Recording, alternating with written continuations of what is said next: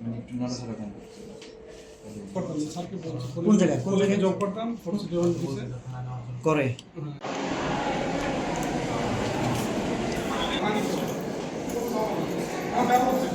হ্যাঁ, জাতীয় পরিচয়পত্র সংশোধনের জন্য আজকে দুইজন প্রতারককে আমরা পুলিশে সোপর্দ করছি। এর মধ্যে একজন নিজেকে কর কমিশনার কার্যালয়ের কর পরিদর্শক পরিচয় দিয়ে এক প্রবাসী ব্যক্তির জাতীয় পরিচয়পত্র সংশোধন করার জন্য চাপ সৃষ্টি করেছেন এবং আরেকজন একটি ম্যাট্রিকের সার্টিফিকেট জালিয়াতি করার মাধ্যমে জাতীয় পরিচয়পত্র সংশোধন করার চেষ্টা করছেন।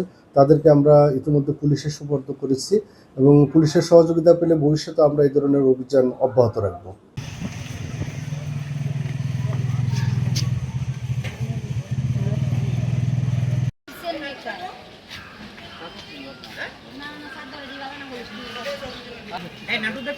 চলে গেছে।